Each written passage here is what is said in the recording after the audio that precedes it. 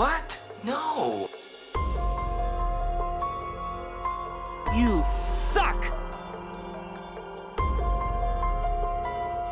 Oh my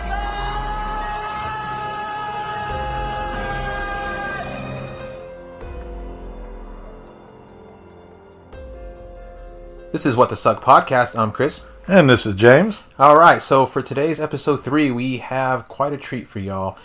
The movie we watched was Murder Party. It's a film distributed by Magnolia Pictures, released in January of 2007. It was directed by Jeremy Saulnier, I think it's pronounced. It had a budget of $190,000 to $230,000. It actually premiered at the Slamdance Film Festival. It won a audience award for Best Feature for 2007. Just so you know, there are going to be spoilers ahead. So if you haven't watched it, stop the podcast, go watch it, and then come back and listen. Good point. So what'd you think, James? Damn. Damn? Yeah, for me it's a damn, but that's all right. We'll get to it. But Okay. All right. So of the 3 that we've done so far, which one's your least favorite, though? Of all the movies we've done Yeah. so far, Creepshow 3. Still the worst. It's still garbage, yeah. Okay. Total crap. All right. So what we'll do is we will discuss the plot and give you points, and then we are going to... Oh, yeah, I forgot to tell you how we rate our movies. So how do we rate our movies, James? Well, we use on a reverse scale. We actually use the turd emoji scale, and we are going to rate movies anywhere from 1, which is actually a must-see, to a 5, which is a must-see once and then walk away. That's it. So if it's got 5 the more turds, the worse it is. Yeah, so it's not like 5 stars, go and see it. It's like 5 turds. 5 turds, avoid it. Watch it if you dare. Watch it once. Watch it if you dare. Yeah, because that's definitely, like I said, we've said this before. We want you to watch. Yes. We want you to watch, tear it apart, and then walk away. We feel every movie deserves at least 1 viewing, no matter how bad it is. But, saying that, once you watch it once, if it's bad enough, you don't ever watch it again. Yeah. Some movies deserve multiple watches. Some movies deserve 1 watch. Either way, somebody put time and effort into making these. And yes, they suck ass. But... they deserve to at least be watched because, you know, in hindsight, every big name director started as an independent director. What are they saying? You got to embrace the suck. You got to embrace the suck. That's right. And so, you know, these people that make these sucky films today might be the Spielberg, the Cronenbergs of the future. You know, Yeah. So you never know. So all right, so so if you haven't watched it, stop the podcast, go watch it, come back. We are about to begin to talk about the plot. So, all right.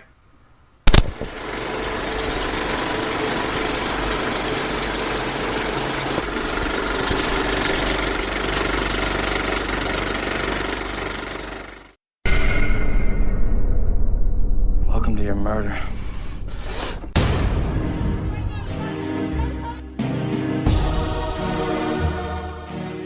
This is the party. We've been planning this for weeks. The invitation said murder party. If some jackass is dumb enough to come here, then he deserves to die. Look, I don't think we actually thought someone would be stupid enough to show up. It's a white male, he's perfect. Think beyond splattering blood on canvas. When our masterpiece is complete, and the coroner's report is back in, it will read the cause of death. Art. Happy Halloween.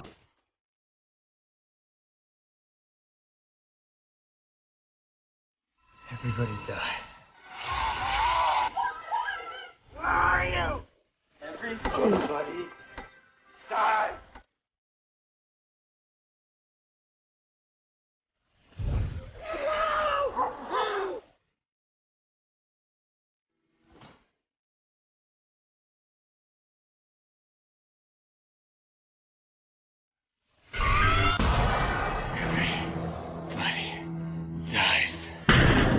I didn't sign on for second-degree assault party. Okay, the movie stars Chris Sharp, Sandy Barnett, Macon Blair, Paul Goldblatt, William Lacey, and Stacy Rock. think it's Goldblatt, actually. Goldblatt? What did Yeah. I say? Godblatt. So anyway, so yeah, it stars these people. Godblatt. Yeah, I think you were saying God bless these people, Yes. but... And the music is by Brooke Blair and Bill Blair. And actually, it's not so bad, actually. It's actually kind of a, what you call a mashup of like Elm Street and some Wes Craven and some John Carpenter, real sort of synth, sort of 80s and 90s type of feel. Yeah. Especially that beginning part. The beginning part, the intro, the credits part is actually pretty cool. It's got an old school feel to it, old school sound. And the titles are basically just, they just got this weird red glow around them, but it's just scenes of Halloween all over the place. Halloween pumpkins, balloons, cupcakes, and it just really gets you in the mood for Halloween. Yes, it actually makes you think it's going to be a fantastic motion picture. But yeah, it's got the old school low budget feel like a Halloween. It does. It actually does. And so basically, the movie opens up, and I'm going to try real hard not to say basically so much because I listen to myself on the other recordings, and I was basically this and basically that. The plot is a lonely bastard named Christopher. Poor guy. Coming home from the video store, finds an invitation just blowing down the sidewalk, which you alluded to as where the hell did this thing come from? Who was it originally intended for? Did they just throw it on the sidewalk hoping some schmo would find it? I mean, I don't know. Right. It's Doesn't tell you. He looks at the invitation, gets the address, looks it up. Everybody will love Sir Lancelot. He's an excellent actor. Oh, his cat? Yeah. The cat is great. Yeah. Fantastic cat. Doesn't have to say a word. Nope. He's fantastic. He acts very well with his facial movements. He does. What is it? Body language. There we go. He's a very good body language actor. So he constructs himself a night costume out of cardboard, which reminds me, harkens back to Monty Python's and the Knights Who Say Ni kind of thing. Mm-hmm. And proceeds to take off walking down this alley, looking for this lovely party.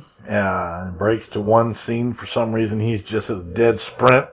Just for no reason. But it don't make any sense. You're like, why is he running? Yeah. And with pumpkin bread in hand. See, I'm jumping around a little bit here. That's fine. But he's got pumpkin bread that he made from a pumpkin that was on his doorstep and smashed by some little brat. So I'm sitting there going, this is pretty healthy stuff, God knows how long that jack-o'-lantern's been sitting outside. Yeah. So. Yeah. Let's make some bread out of it. Yeah. Well, anyway, he goes to a party, comes in here, knocks on the door, goes in, find out it's hosted by a bunch of deranged students, art students, as a matter of fact, in costume. We've got Paul, the gothic vampire, and we got Macon, who's a werewolf, Sky, the zombie cheerleader, Lexi, who is Daryl Hannah's replicant character from the Blade Runner, and my personal favorite, Bill. He is a baseball fury from the movie The Warriors. And his character is kind of my favorite as well. Yeah, he's just kind of strung out. Just doesn't care. He's just whatever dude, kind of guy. Acting thus far fairly flat, boring, monotone. Mm-hmm. So basically the guy goes in there, he gets caught, and he turns around, tries to leave, they burn his invitation, and he's freaking out a little bit. Actually, I take that back. He's really not freaking out. Chris is actually quite a calm and cool character. Yeah, for someone who's being held against his will, he's not struggling and he's not screaming, and he seems to be taking it almost in stride, kind of. Yeah, when they tackle him, he's like, no, let go. Yeah.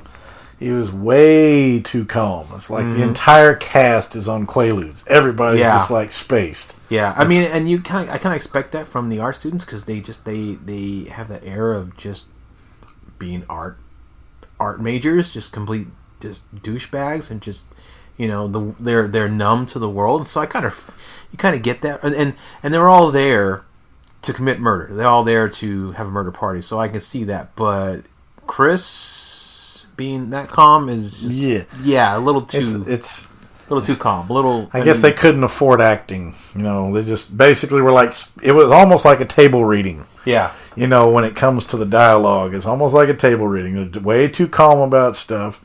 And there's even a part where the girl, the zombie, Sky, snatches the bread out of his hand after they've tied him up, and she's walking around with it, eating it, and discovers it has raisins in it, which she's allergic to, and proceeds to get dizzy and collapse and hits her head on a pipe, gashing a giant hole in her temple. Big old hole in her temple. And she just starts bleeding out, and she's sitting there like, dude. And then she just falls over dead, and everybody's just like looking. She's dead. This guy's dead, guys. This guy's dead. Oh, well. Yeah. So, yes, the acting leaves quite a bit to be desired. Yeah, and this whole this is pretty much the first 20 minutes. There's not a lot of character development. You don't learn anything about Chris other than the fact that he is a meter maid for the most part. He lives alone with his cat. You learn a little bit about him, but you don't learn about anything about who he is. You see him as a meter maid. You see him get cussed out by somebody he gave a ticket to. You see him go and purchase 3 really crappy looking movies, which I would love to review on this show at some point, if they even exist. They probably don't, though. I'm sure they're fake. What was it? Werewolf versus Unicorn Horns. It's just great. It's fantastic. Yep. Scarewolf. Yeah, Scarewolf. Yeah, and then he gets home and he lives in a very small apartment. With his cat, Sir Lancelot, and his night for Halloween was originally going to consist of watching those 3 movies. And again, as you mentioned, this invitation comes, floating down the sidewalk on the wind, and there's no introduction of who let the invitation out, where it was supposed to go. Did they just throw it into the world hoping that somebody would find it? They throw it from the top of a building. Did they leave it on somebody's car? But it just happened to get blown towards Chris's direction. He stops it, he grabs it, and he looks at it, and it only says murder party tonight, address, come alone. I don't know about you. Me, if I found an invitation like that, I would probably just throw it in the trash. I would too, because it's basically a hint and a half for your ass. Right. Come alone. Yeah. But it's also, I feel like it's also almost kind of like, I don't know, it's interesting that it just happened to find somebody who is not only a single person, but who obviously is a very lonely person, and it says come alone, and it's like, yeah, of course he's going to come alone because he is alone, so it's like it just happened to find the right kind of person, because he initially doesn't want to go. He's not interested in going. He's going to go home and watch movies. But then, it's so funny, he can't even get his cat to get out of his seat to watch the movies. And so he instead looks up the address and decides to go. And then, so he goes in his closet to pull out this box of Halloween stuff. And what does he pull out but this giant troll mask that looks fucking amazing. It's like a goblin or some sort. It's so huge and it's so cool. And I was first when I saw it, I was like, "Oh my god, that's a badass costume!" And then he tosses it aside to take the box and proceeds to cut and duct tape himself a knight costume, which, by the way, is still cool. I love the sword that he made; it's pretty neat. It's pretty funny. But I was like, "Why would you not?" The damn troll costume was awesome. It was badass. Yeah. Yes, it was. Yeah. So all in all, the beginning is not all that strong. There's really not much script, and what there is script doesn't start until he gets to the location of the murder, and then at that point, nobody. I don't know if they filmed this in sequence or not, but nobody's really giving their best performance. It's pretty bad. They're holding back. Forced. It's very like forced. I said, it feels like a table read. It feels like people sitting around the table just reading through a scene just to see how the lines will flow. Exactly. Because they're not putting really that much into it. No. Like I said before, it's like they're all high or something. They're completely strung out. And Chris does take. There's one scene when he finds the invitation on the ground. His alarm goes off on his watch, and so he pulls out a pill bottle, takes a pill. So for all we know, he could be on Quaaludes, because they never show what the pills are. They never explain why he's taking them. That is true. I mean, it could be any random combination. It could be a Valium. Yeah, but he's definitely on something that gives him a more calm disposition, but it doesn't help his intelligence any. No, the only saving grace, I guess you could say, to all the mundane, quiet, monotone, dialogue is our boy Macon the Wolf. At least he's about half unhinged. I mean, he's like the perfect costume. He is a freaking animal. He's out of his damn mind. He's out of his gourd. Yeah. So much that after Skye gets killed, impaling her head on that stupid pipe, he goes berserk and thinks he's going to dump acid all over this dude. Right. Which he proceeds to do, but it turns out it was acetic acid, which is, everybody knows, it's vinegar. It's vinegar. Now, Skye brought Skye brought that. So, he when Chris walks into the warehouse where they're at, he looks on the ground, he sees a large bottle of something, he sees an axe, he sees a sledgehammer, plastic on the ground, rope. It looks like a real life Clue game. Yep. And first of all, any person with normal sense would probably, turn tail and get out of there. But, as they're talking, they're like, you brought this. They mentioned, Skye, well, you brought the vinegar, so you obviously wanted the vinegar. You brought the acid, so you obviously wanted to do this tonight. And then when Macon gets in his fit of rage and pours on him, I'm like, holy crap, they're gonna burn him already. But then they find out it's just vinegar. So Skye brought a giant glass container of vinegar. That was hilarious. That's how inept and douchey these people are. Yes, and the fact that he doused him with it, and he's sitting there going, I'm going to kill you, motherfucker. Burn, motherfucker. And then he's immediately hollering at does it. And he's like, oh my God, I'm so sorry. I'm so sorry. God, yeah. That, I had to admit, that was pretty comical. Yeah, that was pretty comical funny. Right there. So. Yeah. Now, one thing I do want to mention, what I do like about the camera work is, at least in this first part, when I'm trying to remember if it happens in the part where you're introduced to Chris, but I don't think it is. But I think it's when he gets to the warehouse. But there are two parts in that warehouse where it's done in one take, and so you see the camera going around and all the actors are doing their parts, and then it cuts, and then it goes to a different cut, and to a hard cut, and then there's a couple more cuts, and then the part where they're discussing what to do with the murder or how to murder him, there's a one take, and it keeps going around and around through all the different characters, and then back to Chris and back around. And then when the whole section when Skye gets killed, there's a bunch of different cuts. But then there's a section when their patron Alexander calls. From that point until they hide Skye's body in the cooler, that's all done in one take, and the camera keeps going around. Which I love one takes. I love scenes that are one takes. There are some that are very, very good, like in The Haunting of Hill House. There's a bunch of amazing one takes, but they're notoriously hard because you have to have actors that know what they're doing, and you have to run through that particular scene over and over again multiple times because normally actors when they're filming they have there's tape or something on the ground which is a place, a marker, and when you're filming a scene you need to walk somewhere, you need to walk from one marker to the other so you can make sure you're framed right and you're blocked right and the camera work and everything. But when you do a one take, a lot of times they're not there, and especially with this one, when they're hiding Skye's body, you can see the ground. And so, I was looking at the ground, I was looking for any tape or any kind of marks that might indicate it was a marker for an actor to step on. I didn't see anything. Nope. So even though they're bad actors, the fact that they were able to pull off this... Now, there may have been some really good edits in that one take. I couldn't tell. But the one take... They're short one takes, though, but the one take is one of my... It's becoming more and more popular with filmmakers to do one takes because it's such a cool way to do it because you like I said, the camera goes around and you can get out a whole scene of 2 minutes or whatever, without all these hard cuts. Because and anytime there's a cut, it's fine. But if you can, I always appreciate when I can tell it's a one take and you see all these actors hit their marks perfectly and hit the lines perfectly. It just, to me, it's always impressive. Even though the acting sucks. Oh, the acting blows. Acting sucks. Yeah. But yeah, like you said, the the one shot going around and all that might be also because they can only afford one camera. You never know. True. But it's very true. They probably only had one camera. But on top of that, like I said, you have to rehearse that scene over and over and over So that right there eats up time. Now we mentioned that they have a budget of 190 to 230,000.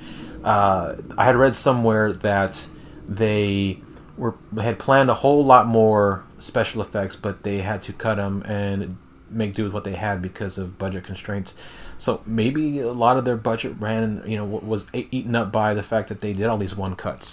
And it's true. And the filming quality wasn't that bad. The shots are clear. You could tell it was a decent camera. The settings were nice. Yeah. I mean, there's nothing wrong with that. What's killing this thing, I mean, murdering it, pun intended, is the acting so far. It is mundane. Yeah. It's just like, good God, come on. Now, I will say, I need to figure out what her name is. I should probably know it already, but the actress that plays Lexi is actually pretty good to me because, I don't know if I doubt she's like that in real life, but she's playing the spoiled, entitled art house douchebag lady, or woman, really, really, really well. Lexi is played by Stacey Rock. Stacey Rock does a great job as Lexi. She's at times annoying, at times hilarious, but she's probably, other than Bill, one of my two favorites for sure.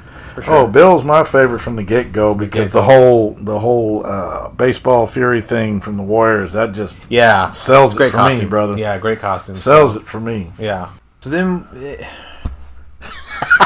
I love it. What the hell? Yep. So then Alexander arrives, played by who again, James? It is Sandy Barnett. Sandy Barnett. All right. Alexander arrives. Yeah. Yeah, that's what I was wondering. He's the person that they've all been waiting for. Apparently, he's the one the whole night, or organized the whole night. And he shows up with some friend of his, some Russian friend by the name of Zyko with a C, which is stupid. And he brings his dog, Hellhammer, who is quote-unquote part dingo. So he shows up, and he notices Paul is also dressed like a vampire, and his costume is better, so out of jealousy and just being a douche, they have to establish his alpha male. Yeah. His alpha male status in the group, and then he's in charge. He's running everything. Right. So he is the one they have to impress. Yeah, and he comes in. He has this real hardcore douchebag, just like I am, like trust fund kid attitude from the get go. I do have to say though, I thought it.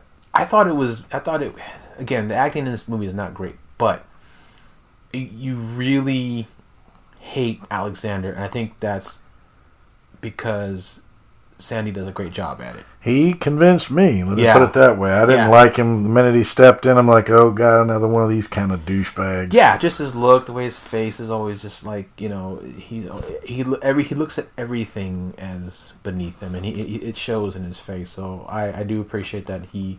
You can tell someone is really good in a role when you really get invested in that character, and even when you hate them that much. This is very true.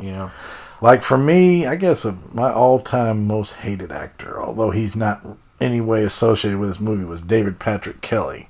He was a great character actor. Everything he did, he made you hate his guts. Well, this dude, Sandy Barnett, who I have no clue and don't give a fuck, he basically does a very, very good job making you hate his guts almost immediately. Right. For me, I would probably say, I don't know most, but like I harken back to Harry Potter and the Order of the Phoenix. There's a character there, Dolores Umbridge, who is just a despicable, horrible character. And, anybody who's seen that movie, who's invested in that series, just knows how much fun it is to hate that character. And the actress who does it does such an amazing job that you don't see the actress, you just see Dolores Umbridge, and you hate her.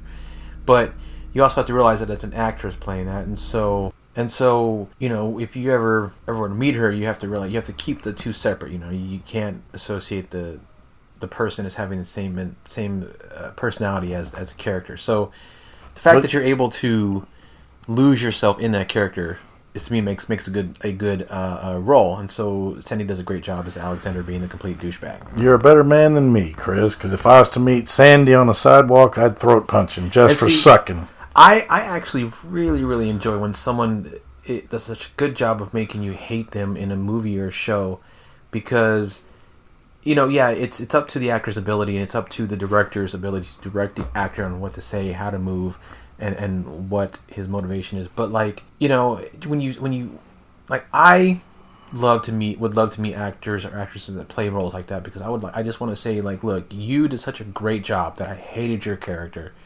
and thank you for doing that, because it also makes such a stark contrast between the hero and that villain. Yep. Well, with a low budget like that, they obviously aren't richer than we are, so we could walk up to him and say, dude, you fucking suck. That's what I'd do. I said, dude, you suck, but you annoyed the hell out of me, so you did your job. Yeah, whatever. Exactly.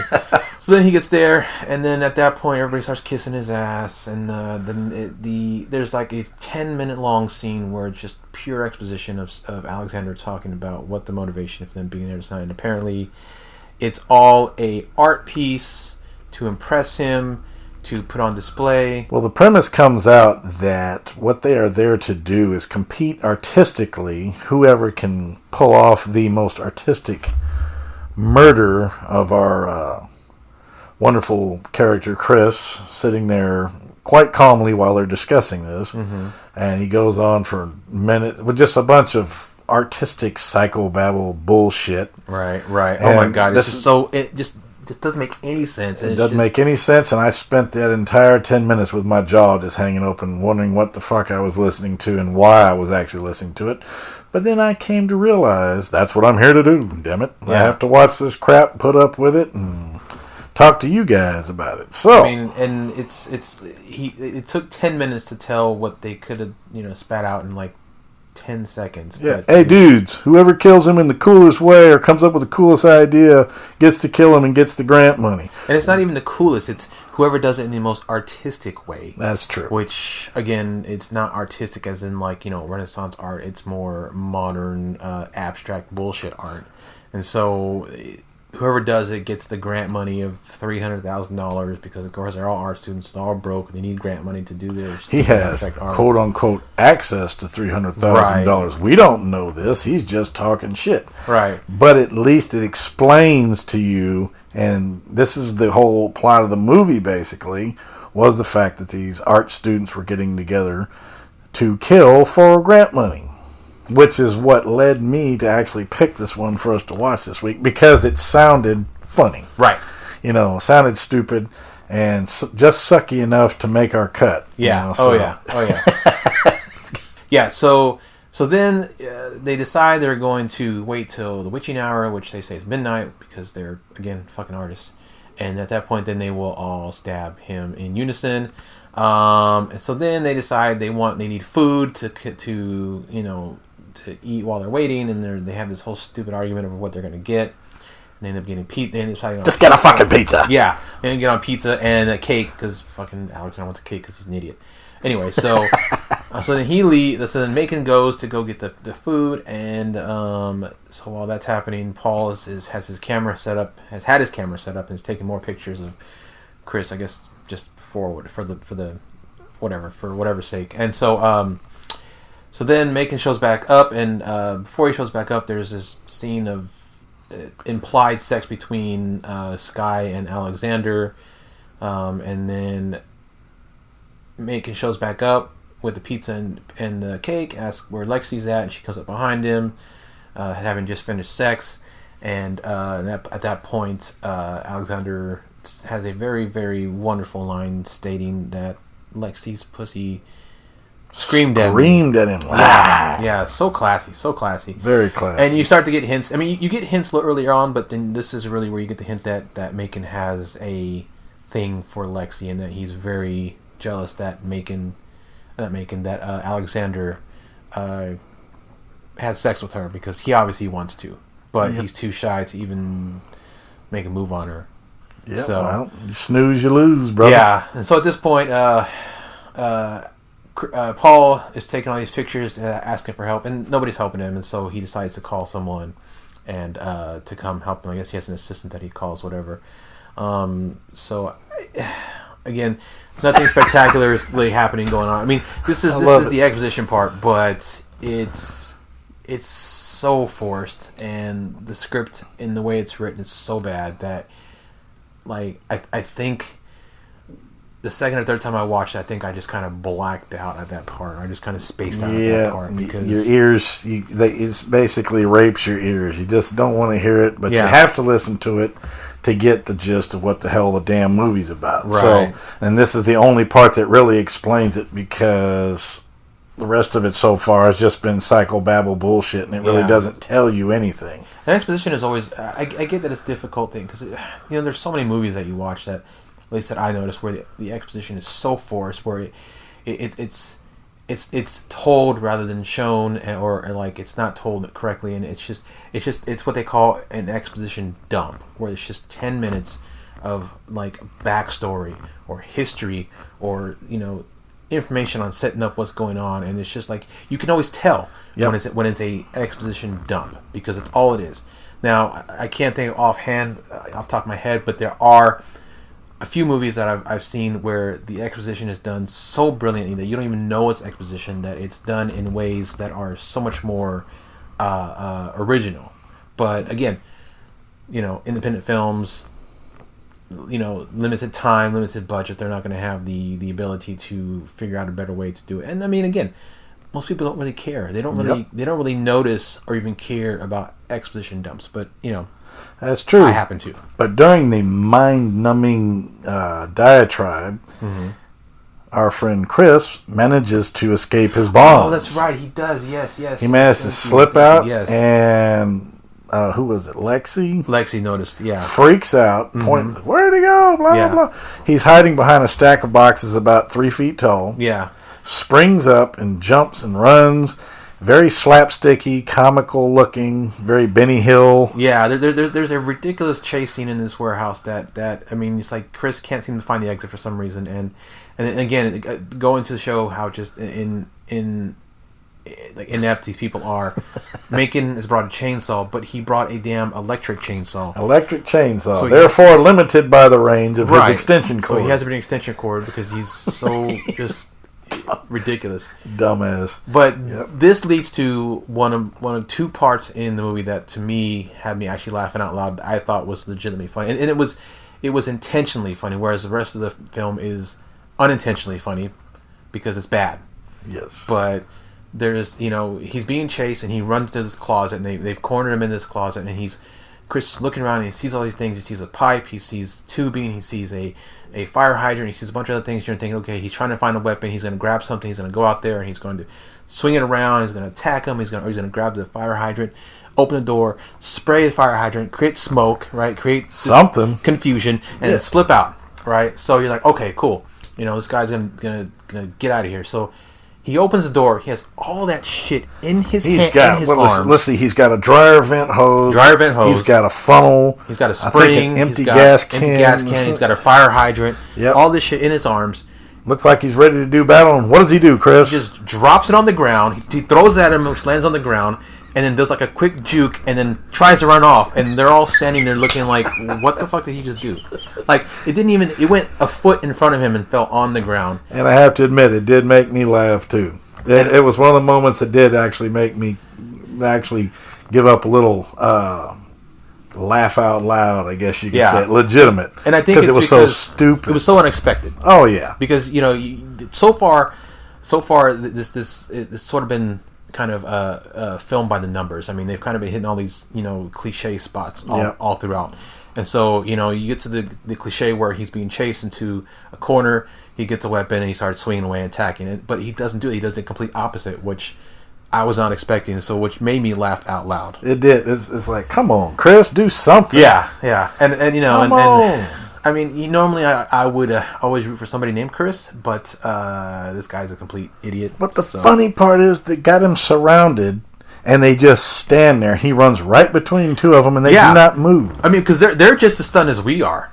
Yeah, I think they're just stunned that he did what he did as we are. That's why, because you see Bill looking at Macon, and Bill has this confused look on his face, and then he somehow slips in between them because they're like, what the whole point was that? It's so funny. It's kind of like the Ace Ventura rolling around. Turn the lights off. Yeah. Now it's one of the two. I think. Grandma, now Yeah. To me, it's one of the two intentionally funny moments. Just slapsticky. So yeah. So that was actually that was what was good. So I mean, oh my god. So anyway, our boy Chris is recaptured after his failed slapstick attempt, and this time he's actually chained to the chair as well as tied, so he's fucked. Yeah. All right, so then they proceed to sit in a circle, a la 70s show kind of stuff. The computer's panning around. They decide they're going to play a game of truth or dare with actual sodium. They call it amytal. But it's sodium pentothal or something like that. Yeah. Well, anyway, so they inject each other, and they go on this enormously boring, long scene, about 15 minutes worth of babble. Yeah. So I'm not even going to. I mean, they just talk about the dumbest stuff, and it could have been a good opportunity for character development, and there's a little bit in there, but then like there's not. I mean, there's like a tiny bit, and then they stop to go to talk about something else, and throwing around euphemisms and puns, and it's just and the interesting thing was that when it came time for Alexander to take his shot of the truth serum, he pretends to shoot it in his arm off to the side, but he actually injects the needle into a piece of pizza. A pizza crust, yeah. Yes. Because he is all talk, no game. And he's just... That is correct. Yeah, so anyway, so that happens. And then what else happens after that? Well, I forgot what our friend Macon is over there talking smack, a bunch of psychobabble to Chris, and he's binge drinking. Yeah, he's binge drinking, soaking himself with alcohol because he's pouring it. Yeah, I mean, he's trying to power drink, and he's spilling it all over himself. He got it all over his costume, and then it's just all he's drenched in alcohol. Then he passes out, and then I'm just going to go straight to it. The assistant, Paul's assistant shows up. This girl just, hi, how you doing? Comes in there, sees Chris tied up in a chair, and thinks nothing of it. Thinks it's just another photo shoot. Just another artistic little thing, and starts to set up, ignores them, and they come over and kick Macon and tell him to get up. So he staggers outside with a few profanities. Goes out, talks to the dog, and then he turns around and decides he's going to smoke cigarettes soaked in alcohol. So, can you guess? Before we get to that, though, let's also talk about the fact that they were talking about... I forget what they were talking about, something stupid, but they were looking at... Bill had a little easel set up, and he was painting. Ah, yes. And then, so Alexander, Paul, and Lexi were looking at his painting and talking about how brilliant it was, and then the dog, Hellhammer, starts barking, so he asks Bill to go check on Hellhammer to make sure nothing's happening to him. So when Bill goes outside to check on the dog, the three of them proceed to belittle his art and make fun of it the whole time. Yes, they do. And you cut to outside. Bill is looking at the dog, and he is calling it names and saying he hates him, and he kills fuzzy things. Basically, showing his real sociopath side, his dark side. Yeah, he's going down. So then you cut back to them making fun of it, and then it pans over, and you see Paul. It pans over, and you see Bill. Bill's there, and so he heard all that, and basically catches him talking shit about his painting. Right. Basically, just really kind of just chipping away at Paul. I keep calling him Paul. Bill's cool, collected, exterior. Yes. So then that's when the assistant comes up, and then they kick Macon out, and he goes outside, and he goes to light a cigarette, and of course, because his entire outfit, including his plastic wolf mask, is covered in... You see the entire window illuminate. But only Chris notices. Nobody else hears him screaming and hollering and all this stuff. No, the rest are still too busy talking about whatever nonsense they were talking about before. So it's the same general non-reactive, boring, mundane dialogue. So caught up in their own bullshit, And Lexi notices, and I take it back. She doesn't notice. Alexander asks her to go outside and get the dog to bring the dog in. When she goes outside, that's when she notices he's on fire. He comes in and simply says, "Macon's on fire." Yeah, Macon's on fire. Yeah. Big deal. Goes to grab the there's a hydrant hanging on the wall, grabs it, goes to take it outside, it's empty, so then proceeds to hang it back up on the wall. She goes and puts it back up while our boy Macon is still cooking like bacon. Yeah, and they're on the front sidewalk. Yeah, and Paul and Alexander are arguing, talking about how Paul doesn't believe Alexander has the money because he's never seen it. He wants to know how he gets the money. Wants to look in his notebook. All this nonsense back and forth while boy Macon. Not Sky's dead. What's her name? Lexi. Yep. And then the assistant decided to go grab fire hydrants, and they put Macon out. They finally put him out. Yeah, and then you see they drag his smoking ass back inside. Inside, and still nobody seemed to really care. Nobody cares about a damn just thing. The caught up in their own bullshit, just desensitized, just ridiculous. It's just seriously fucked up at this point. Yeah, it really is. So then it's at this point while the arguing's going on and whatnot. Lexi, well, before she went to get the hydrant to put what's his face out, making out. She brought the dog in, tied him up to Chris's chair. Chris untied the dog because the dog really wanted to see what was in the freezer. I guess he was trying to distract them long enough to make an escape. So then he unties the dog, or unclips the dog, Hellhammer, who then starts to paw at the fridge. Alexander goes over, opens up the fridge, sees Guy in there dead, doesn't even care. Nope. And while he's doing that, Paul's fed up. And when Alexander turns around, he injects him with a large dose of the truth serum, like so large that Alexander's immediately under its effects. Yep. And that's when we find out the truth, which is he's a fry cook. He's just a piece of shit. He's fry cook, fraud. And so what was Alexander? That wasn't even his name, was it? What was his name? His name was Timmy. So what was Timmy Alexander's grand idea that he was going to do with this quote unquote murder party? He's basically going to bring all these artistes in and kill them all and sell their artwork because it's worth more when you're dead. Which, yeah, it's true, but that's interesting plot twist, but useless nevertheless because shortly thereafter, our boy Bill loses his ever-loving shit. Does he ever? This is the best part of the whole movie. Yeah. Best part of the movie. It's like the last 20-25 minutes of the movie. Yeah. Actually, not even that, because I don't remember how long the credits are, so we're going to say it's the last 15 minutes of the movie. 15 minutes is the slice and dice, ladies and gentlemen. This is the payoff for putting up with the other hour and a half of pain of watching the mundane acting in the BS. Right. So, let's see. The dog, after chewing on Crank. Oh, yeah. So we've got that. So Zyko returns with this big bag of Crank. And he tosses on the freezer in which Alexander Timmy is sitting on.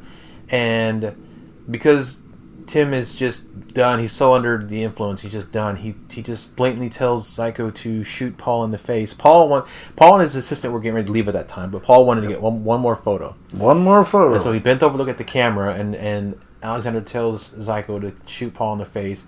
So Zyko just pulls out the gun, shoots, fires him, hits him in the head. He doesn't die right away. Doesn't die. He gets aggravated because he wants to finish his photograph. He sends up. He turns around, and Paul and Alexander's like, "Kill them all! Just kill them all!" And so then he ends up shooting the assistant who tries to run away in the back of the head. Just bam. Then turns around, shoots Paul 2 more times. Paul is still slowly going down. He should be just dead by now. At that point, Lexi finally wakes the fuck up or something because she then starts to attack Zyko, jumps on his back. And while that's happening, the dog ends up getting on the freezer, taking the big bag of Crank off to the side and chews on it and opens it and consumes some of it. Then what happens after that? Timmy tries to run off and is hotly pursued by our lovely Hellhammer dog, who proceeds to chew his fucking face off. At least part of it. Macon comes to from his from being, which I don't know how he's still alive, but he comes to, pulls the rest of his mask off. His face is badly burned, and the snout is like burned onto his face, which the practical effect in that is pretty cool. That I actually liked a lot. The effect was very cool. Had the large eye, like he had no eyelid. Almost like the old, I don't know if anybody ever seen the old movie Prophecy with a deformed bear. It had that kind of look to it. I don't know if anybody's ever seen that, but if you haven't, that's what it looked like. Yeah, it was actually a really good makeup job. And he discovers... No, actually, take that back. Before he wakes up, we're getting ahead of ourselves, when Bill goes crazy, and after... No. Man, we're getting way ahead of ourselves. Okay, so... Oh my god, so much going on in this last 15 minutes. So, after Lexi attacks Zyko puts her in a headlock. They fall on the ground. He has her in a headlock. That's right. And then who is it? Oh, Macon does come Macon to. Comes to, grabs his trusty electric chainsaw. Old Painless, he calls it. It's painted on there. Old Painless. Begins sawing at Zyko's leg, which then releases Lexi, who then runs to her purse to get the keys in her phone. Correction, sir. He doesn't release his grip. Remember, he's got her in a headlock. He's got her in a headlock still for a while, but then at some point he lets go for whatever reason. I guess because he just died. No, I guess because he bled out. He bled out, yeah. Because it's so much more important to hold on to Lexi than it is to stop Macon from... No fight whatsoever. Just let him cut his leg clean off and just sit there. So and so then Lexi I guess a fight scene wasn't in the budget. Guess not. Or wasn't a choreographer wasn't in the budget. Miss Lexi grabs the keys in her phone and begins to let Chris out of his knot, out of his chains. And our boy Bill jumps into action. That's the point where Bill loses his shit. Yes. And so that's it. Everybody dies. And so he grabs the axe, hits Lexi in the head first, knocks her wig off, kills her instantly. She's gone. Then goes after Timmy. Because Timmy comes crawling out of the back with his face chewed off. Begins to murder the shit out of Alexander. Chris gets free. Straight up Negan stuff. Oh my gosh, he was just going at it. Yeah, Bill is full beautiful glory at this point. He's just going crazy. And Chris gets free. He escapes, and there's this really long, just boring chase through the warehouse because Chris can't seem to find the exit for some reason. The typical, as you call it, Jason Voorhees chase, where Chris is running at top speed, hopping around, diving over stuff, rolling, running. And Bill is just steady walking behind him slow, but stays right on his ass the whole time. They're going across rooftops. They're doing all this stuff. They end up at a rooftop party, which happens to be the building where Cicero is having his party that they had mentioned they wanted to go to earlier. And there's a real piece of Academy Award worthy acting. I'm telling you. So horrible. I'm like middle school theater horrible. And... ends up running down into there, goes into this room where there's like human live art going on, where it's just a bunch of half naked people covered in body paint, looking like animals and shit, just standing still in certain positions. And he goes to hide in that room, and it's a one-way entry room. So then Bill follows suit, goes down into the party. And in what I think is the second funniest part is he's in the middle of this psychotic sociopathic rage, killing people. He goes to this party. He cuts through everybody, gets to the bar, and decides to stop to order a pink panty dropper.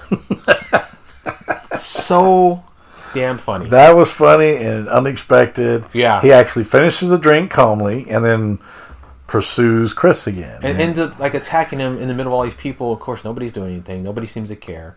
And then chases Chris, which leads into that room where where all the performance art is going on. Yep. So then Bill ends up in there, kills everybody in the room, chops everybody to shit. I mean, everybody but Chris. While that's going on, Macon's on the roof. He has grabbed his chainsaw and the extension cord. Yes. Can't forget that. Gotta have the extension cord. Is running across the rooftop, gets to the rooftop party, tells them to call 911, tells them he killed Lexi, finds where there's a plug, decides to plug his chainsaw in, which is on the side of the top of the roof, near the edge, turns it on. I guess he stands up to yell or something, and he falls backwards to his death. But the window that he falls by just happens to be the window where the performance art is going on. You see him go back and said extension cord dangling in the breeze outside the window. Which seems to me to be the entire reason why they went with a electric chainsaw, so they could get to that one scene where He must. Chris has a weapon that he can pull. He reels it in. He reels it in out of the window and attacks Bill with it. Bill lunges at him with the axe, misses. He jukes him to the side, and then proceeds to Run the chainsaw through his face. His left eye, and it's actually a pretty good effect. The blood is cool, looks good. But yeah, I guess that is the whole reason. The whole setup for them having the electric chainsaw was that so that possibly make it could fall off and just happen to be the right window too. And I don't know about you, but I've used like electric tools. Like I have an electric leaf blower and like an electric weed whacker. Mm-hmm. I cannot keep the fucking power extension cord in that fucker to save my life. But yet it took a fall. Yeah, it took a fall and didn't unplug. Yeah, it didn't not only come that, loose. But you're right. Yeah. But where it was plugged into in the roof, when he fell over and it pulled on it, instead of pulling the extension cord plug out, it actually broke the cover. It yanked the whole damn outlet off the wall. Exactly. So and it was dangling by a thread. I don't know what extension cord that is, but I need to get one because let me tell you, when I'm cutting the grass and I plug it in, I plug the extension cord into my weed eater. You know, it's got that little loop thing in there where you have to loop it and pull it through to kind of hold it in there. It still doesn't stay in there. That shit pops out all the damn time. I guess they did this because if they didn't, he wouldn't have his heroic moment. I guess, you know, where he gets his little piece of revenge, buries the chainsaw in the dude's face, covers himself in blood, and then calmly walks out. Takes a cell phone from one of the show patrons or something. Dials 911, says it's real, and walks the fuck out. Home. He tries to go to the subway. Can't go to the subway because his wallet's still at the murder scene. Right. So then he ends up walking all the way home. Walks home. While he's walking home, his watch alarm beeps. Time for him to take his medicine. He looks at his medicine, decides he doesn't need it anymore, and tosses it away. And then he just walks back home, still covered. Walks in the house, grabs what's left of his candy, grabs some milk, goes to go sit down. Cat's in the chair. Sir Lancelot's in the chair. Same scene from earlier. He has to get down. 3 cuts back and forth. You know, shot, counter shot.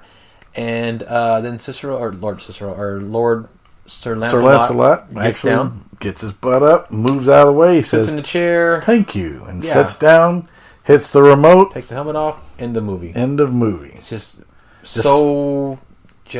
that's it. That's it. Yeah. So yeah, I mean that's the movie. I mean that was Murder Party. So it was Murder Party. All right, James. So now that we've reviewed the whole movie, we talked about it. We talked about the good, the bad, what we like, we didn't like, and we actually get about the plot and everything. What are you going with for your score? My score this week, I'm going to give this movie because of the fact that, God, you know what? After rethinking it, I'm going to go with 2 turds on this one. 2 turds. If you can get past the mundane acting, the effects are not bad. The cinematography is not bad. The settings are pretty good. Okay. The acting is atrocious, but if you can get past that, it's a good 2-turd movie. 2-turd movie. Is this a drinking game movie? I don't know if it would be because I didn't see any real patterns. There was too much. Right. It was too all over the place. Oh, yeah. Didn't make any sense. Bunch of mumbo jumbo. I wouldn't say it's a drinking movie, but it's one of those ones you watch it and shred it. So it's more of a riffing movie then. Yeah. Something you want to sit there and bash on it. And what do you give Murder Party, Chris? I am actually also going to give it a 2. I think that it's except for like the 2 parts that I think are the intentionally funny parts, I don't know if the rest of it's supposed to be intentionally funny. It does seem sort of almost like not so much a parody, but it definitely is. It's a bit self-aware of how bad it is, I think. But I put it in the same category as like movies like The Room, where it's so bad that it's good. Yeah. You can put it in your stream if you want in your queue. Definitely a riffing movie. Get with some friends and around Halloween time and watch it, make fun of it. But it's not something like I would not watch it if it wasn't Halloween. Absolutely. There are certain bad movies there that I'll watch, certain horror movies that I'll watch even when it's not fall or Halloween time. But this is not one I would watch. I would specifically watch it in the month of October, and specifically with a group of friends to make fun of it. I enjoyed like I said, I enjoyed the single takes that they did. Alexander was fantastic. He was so good at being a douchebag. Lexi did a good job being just schizo. And overall, it's something that I would not. Now that I'm done watching it, I'm going to take it out of my queue. I'm not going to leave it in my queue because that's a 1. But it's still. I consider this sort of our palate cleanser. Yeah. For the last 2. I would also pay attention to the soundtrack. Listen to the music in the background. It's actually pretty good. Quite well done. Yeah, there's a lot of synth music going on. It's very reminiscent of 70s to 80s. Yeah, exactly. Like in the different characters and different scenes, if you listen carefully in the background, it pays a slight homage to those movies. Like the Warriors, you kind of hear that keyboardish, what is the synthesizer? Yeah, kind of those kind of noises and stuff. But it sounds like that. So it definitely helped improve the experience. I think it did, because I think that was one thing that we didn't touch on in the last 2. That neither of the last 2 movies we saw had any sort of soundtrack that I remember in the slightest bit. Yeah. And I think that as far as I know, I'm sure you're the same way, but like there are certain soundtracks that just help to elevate a movie. Yes, and that is true. And this one needed some help. Yeah, and lately synthesized music's making a comeback. It's in Stranger Things, and it's all over the place, and so it's very reminiscent of the 70s, 80s, and it actually kind of helped make the movie a little better to me in my opinion. So yeah. Two turds. So 2 turds. So yeah, guys. So check it out. Get together with some friends. Make fun of it. This is so far the best of the worst. I guess you call it so far. Yeah, I mean 2 is good for what we've seen. We've seen some pretty crappy ones. Pretty crappy ones. So anything else you want to mention, James, before we go? Nope. Just make sure you watch it and then walk away. All right. And you guys can find us on Facebook. You guys can find us at What the Suck Podcast on Facebook. You can find us on Castbox. What the Suck Podcast on Castbox, and I think we'll probably be getting maybe a Twitter as well. I think Twitter is the work of the devil, but it seems to be a popular form of social media. Twitter and possibly even Instagram. We'll work on it. Twitter's a bunch of bullshit, but everybody's on Twitter, so we kind of have to. Like I said, we'll let you know, folks. But for sure, Facebook and for sure, Castbox, as well as iTunes. Go on iTunes and rate us and review us, and get us those likes and all that stuff. And so I think we're starting to get the hang of this. So I hope you hang with us and enjoy. Yeah. So until then, guys, have fun. Peace.